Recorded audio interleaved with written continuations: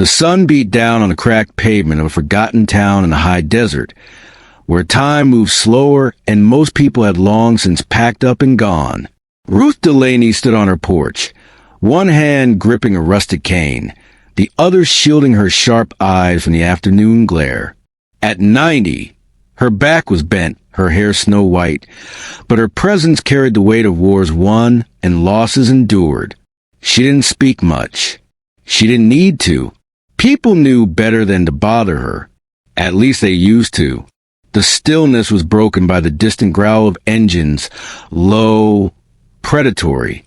They came in packs now, roaring down the highway like scavengers, kicking up dirt in fear as they rolled past shuttered shops and sunburned homes.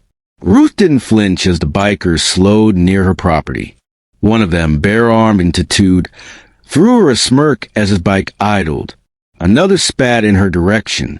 The rest laughed, their noise lingering long after the engines faded. Ruth's eyes narrowed. She turned and walked slowly back inside, closing the creaking screen door behind her. Her living room was a time capsule, lace curtains, faded photographs, and dust-dull medals displayed on a mantel. There were no TVs, no radios, just silence, interrupted only by the wind rustling the cottonwood outside. She sat in her chair and stared at a photograph on the wall. A young man in uniform, her son Tommy, killed in Vietnam at 23. Below his photo, a smaller frame, herself, years younger, in army fatigues, blood smeared across her cheek, eyes hard. The next day, the bikers returned. They'd taken up residence in the abandoned house across the road. The town had no law anymore. Not really. The sheriff was old and tired, and folks had learned to stay quiet and pray trouble moved on. But this trouble stayed. By dusk, the bikers had lit a bonfire in the yard, their music echoing across the quiet plain. Ruth stood at her window, watching the silhouettes dance in flames. One evening, she found her fence tagged with red spray paint. A crude swastika stretched across the wood. She stared at it for a long moment, then walked back into her house without a word. The next morning, she was out with a bucket of paint, carefully brushing white over the hate. Her hands shook, but her strokes were steady. A few days later, a bottle shattered on her porch. Ruth stepped outside, saw shards of glass and a pool of beer at her feet. Across the street, Razor, the gang leader, broad-shouldered and grinning with a mouth full of gold, raised his bottle in mock salute. Ruth met his gaze, then turned and walked back inside. That afternoon, she headed into town for groceries. It was a short walk, but each step took effort. People pretended not to see her bruised arm, the fading yellow of a bottle impact. No one asked. No one offered to walk her back. At the store counter, the clerk, a boy no older than 17, avoided her eyes.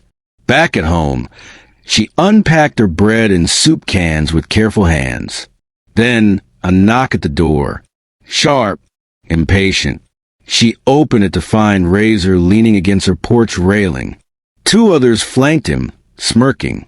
He looked her over like a joke, like something brittle and laughable. "You lost, Grandma?" he said, voice slick with mockery. "I live here," she said evenly. "Not for long. We got plans for this street. Town's changing. You're a relic." She didn't answer. He stepped closer. "You know what I think," he whispered. "I think you're just a scared little old woman hoping the world forgot you." Ruth looked up at him, not blinking. "You're wrong," he laughed.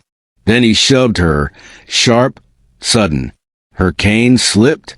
She went down, her hip striking the porch boards hard. Pain flared. She didn't cry out. She didn't give him the satisfaction.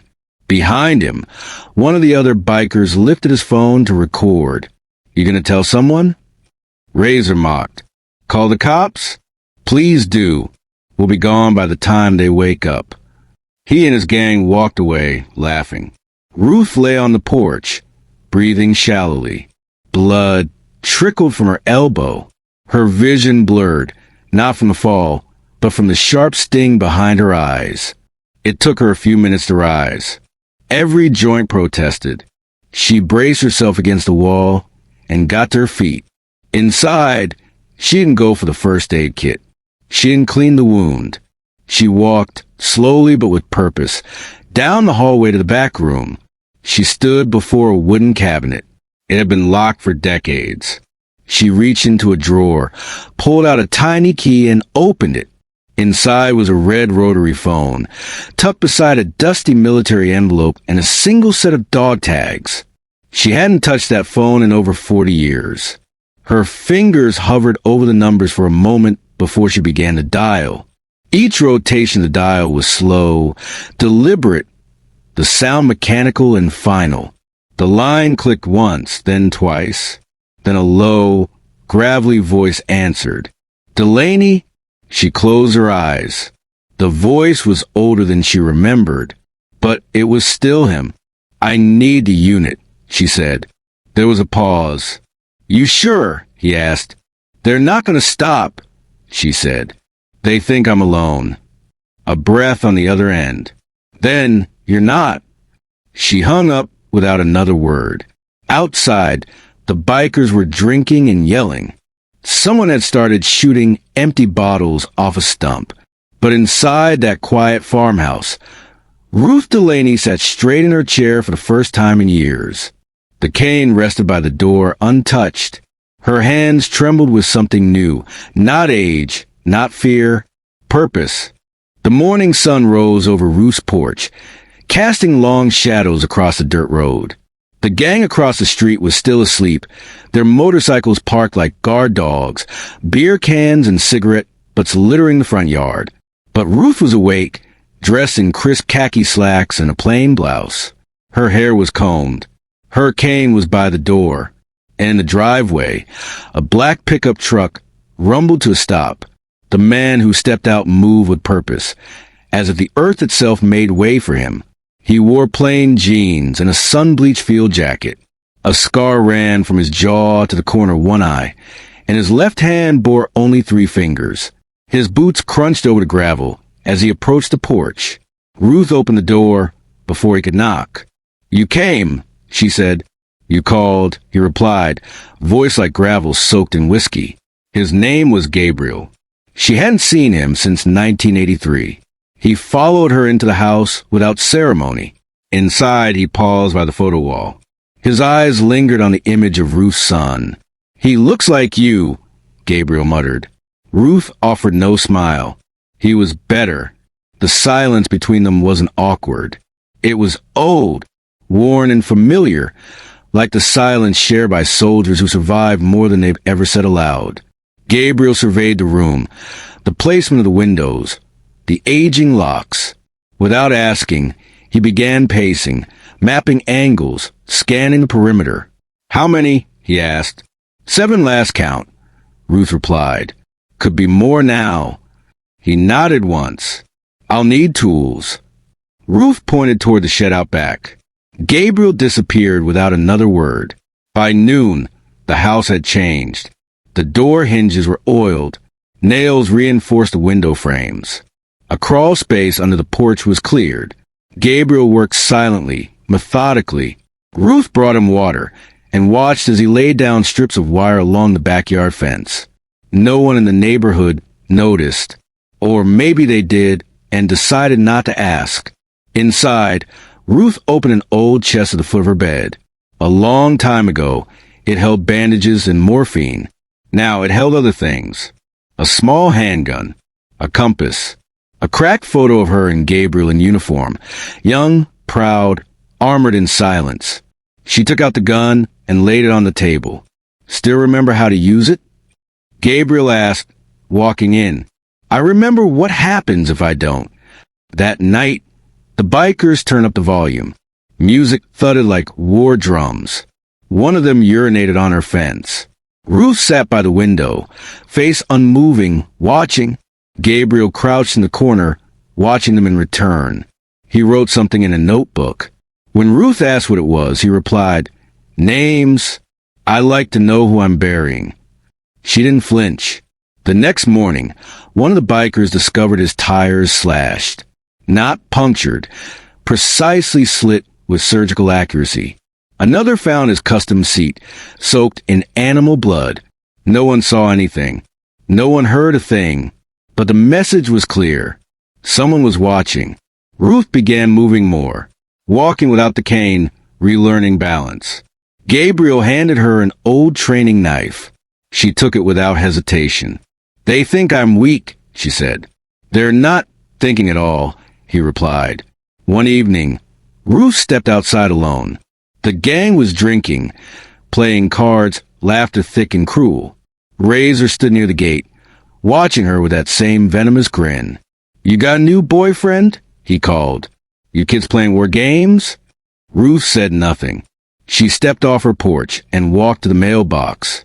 Every step was slow, deliberate. Her hands didn't shake. Razor chuckled. "What's in the mail, Grandma? ARP coupons? Funeral flyers?" She turned, looked at him fully.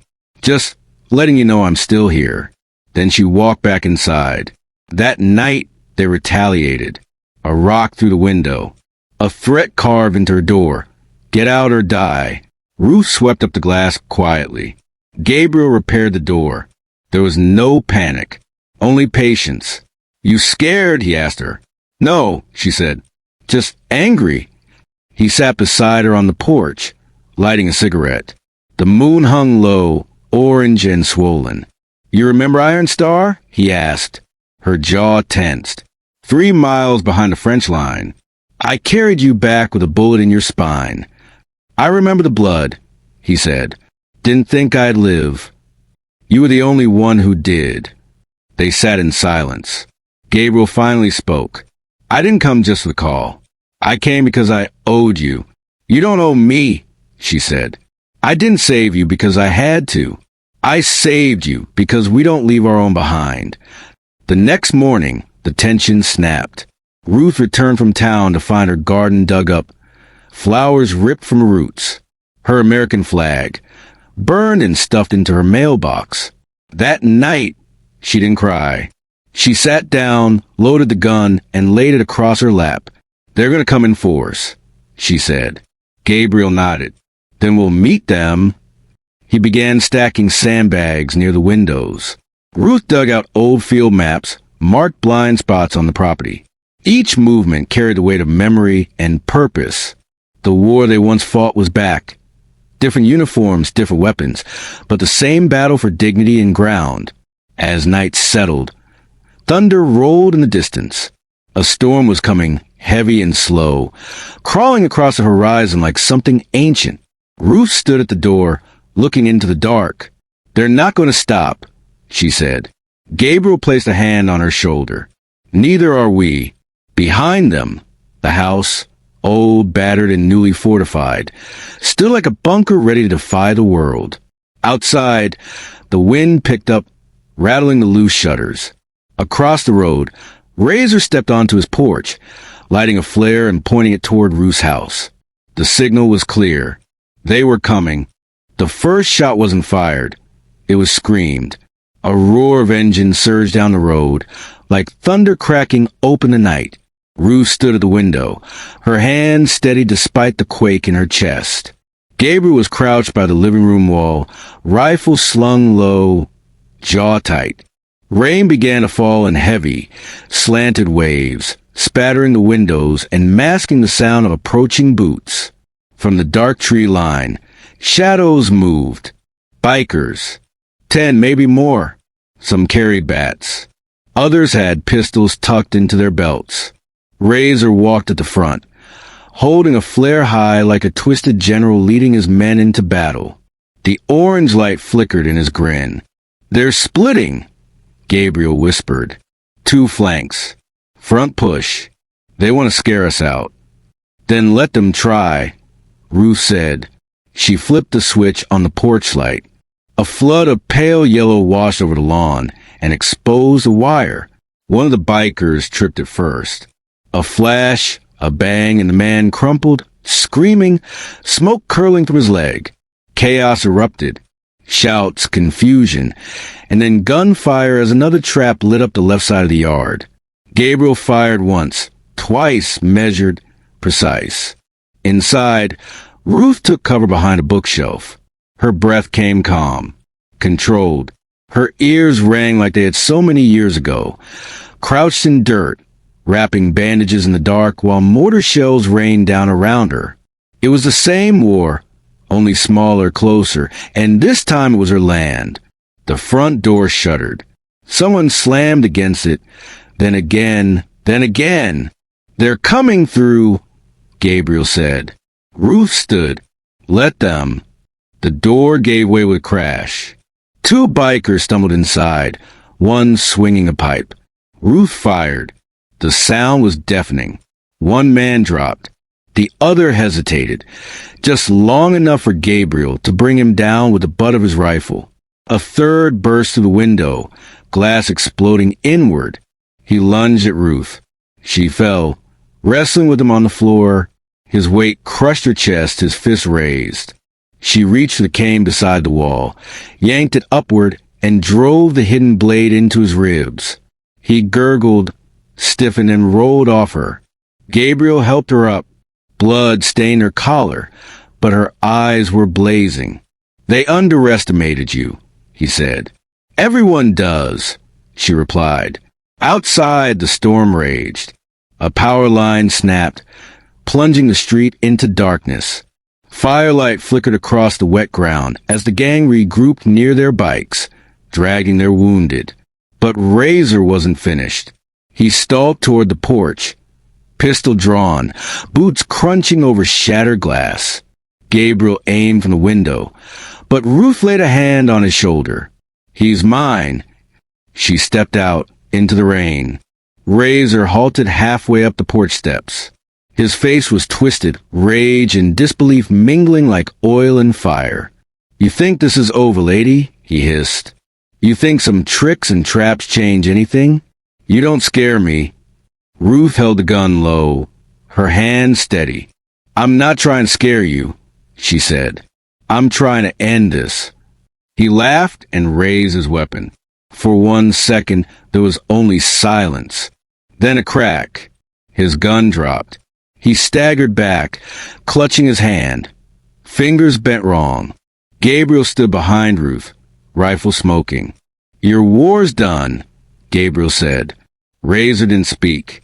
He looked at Ruth like she wasn't a person anymore, but something elemental, like stone or fire. Then he turned and stumbled away, blood trailing behind him. The rest followed, limping, defeated, disappearing into the dark. No sirens came, no police lights, just the sound of the rain and the smell of smoke. Ruth collapsed onto the porch steps. Her legs ached, her side burned. Gabriel sat beside her, breath shallow. "You're hurt," she said. "Just a graze," he lied. Hand pressed his ribs. The blood said otherwise. "You need a doctor." "I'll be fine."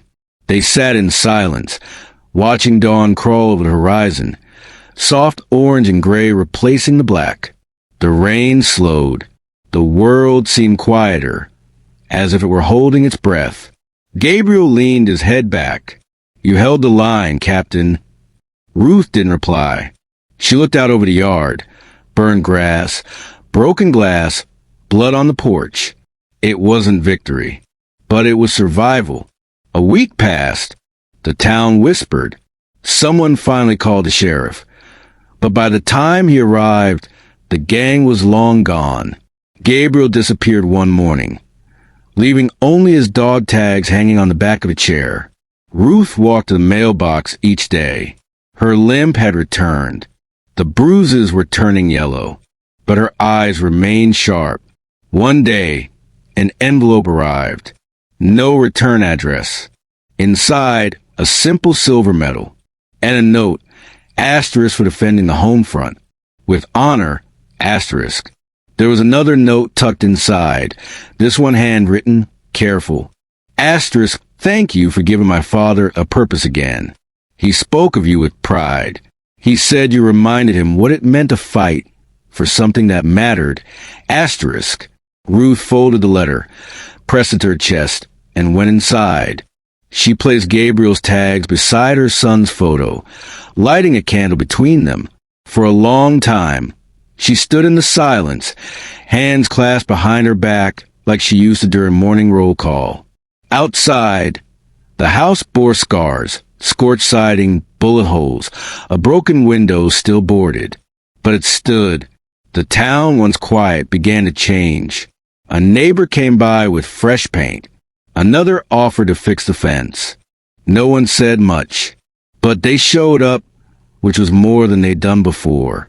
One evening, a teenager walked up her porch steps, eyes wide. He asked if the stories were true.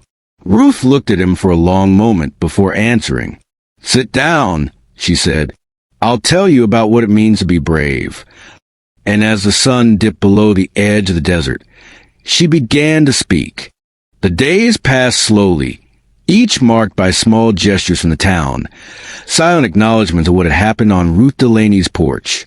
A patch fence, a pot of soup left on her doorstep.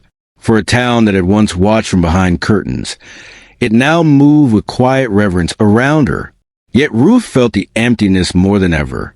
The silence in her home was heavier. Gabriel's absence hung like smoke in the walls. She sat at her table each morning, hands wrapped around a chipped mug of coffee, eyes fixed on the gravel road. She told herself she wasn't waiting, but her ears strained at every passing engine, every footstep. She knew he wouldn't come back. Men like him didn't settle, they disappeared.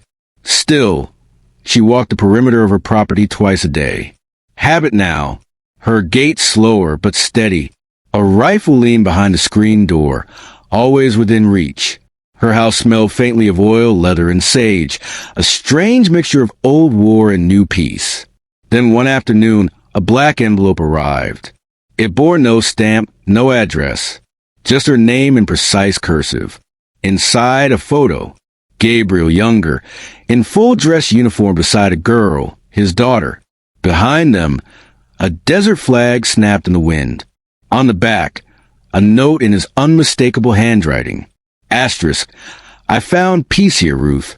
You reminded me who I was, who we were." Asterisk. She pressed her thumb to the ink, heart lurching. It wasn't closure, but it was something. Later that evening, Ruth sat on her porch, the rifle resting across her knees. The wind carried the scent of approaching rain. Thunder echoed faintly from the south. The world had changed, but she hadn't let it erase her. The teenager returned, the same one who'd come to ask about the stories. He stood by her gate, hesitant. "I brought cookies," he said, holding up a plastic container like a peace offering. "My mom made them." "Then your mom is good timing," Ruth said. He climbed the steps, sat beside her. The silence between them was warm this time. "Everyone talks about what you did," he said. "They say you were a soldier." "I was. Are you still?" Ruth turned to him, studying his face. He had soft features, a flicker of curiosity in his eyes, not yet dulled by cynicism. She saw her son's youth in him, Gabriel's steadiness, her own defiance. "I never stopped," she said, "but there's more than one way to serve." He nodded, but confusion shadowed his brow. "But you're just one person, against all those guys." "How?" "I remembered who I was, and I stopped waiting for someone else to fix what was mine to defend." The boy looked down at his hands. "I get scared when people yell. Like, really scared." "That's not weakness," Ruth said. "That's your body telling you where to draw the line. The trick is to listen and still step forward." He didn't respond, but he didn't leave either. The sky darkened, and Ruth offered him a blanket. They sat in silence as the first drops of rain tapped the porch roof. She thought of Tommy then. Her boy had been full of questions too, once. Eager, idealistic. He'd gone off to war believing it was simple. Black and white. Right and wrong. He never lived long enough to learn about the gray in between. Later, the boy stood to go. "Thanks for talking to me," he said. "I think people are less scared now because of you." Ruth watched him walk away, her eyes misting, but not from the wind. She whispered something only the night could hear. "You came back in a different form, didn't you?" The next day, Ruth received a formal letter. Washington seal, heavy envelope. Inside, a certificate of commendation for civil bravery and extraordinary defense of community. A medal accompanied it. Nothing ornate, but polished and new. She placed it in the drawer with Gabriel's dog tags and Tommy's photograph. Then she stood in the hallway for a long time, the silence heavy but not empty. She felt presence. Legacy. Memory folded into the wood of the house. A knock sounded at the door. This one didn't carry danger. It carried rhythm. Familiar. It was the town sheriff. Older, tired, but with a respectful edge to his voice. "I just wanted to check in," he said, "and apologize. We should have done more." "You do more now," Ruth replied. "That's what counts." He handed her a worn badge. "From my father. He always said justice wasn't just about law. It was about standing your ground. I think he'd want you to have it." She accepted it without ceremony, simply nodding. Another piece of the past returned, reshaped. The final days of spring bloomed with strange beauty. Flowers returned to her garden. A wind chime she hadn't touched in years sang again. And Ruth, though quieter, moved with purpose. She wrote long letters at night, some to no one in particular, others to people long gone. Each letter ended the same way. Asterisk, the battle changes, but the fight never ends. And neither do we. Asterisk, when summer came, the town held a memorial, not just for Gabriel, but for all those who had stood for something when it mattered most. Ruth didn't speak. She didn't need to. Her presence in the front row, eyes forward, said everything. That night, she returned home, sat on the porch, and for the first time in a long time, she smiled without pain behind it. The stars blinked down, ancient and patient. Ruth looked up at them, eyes clear. "I'm still here," she whispered, "still holding the line."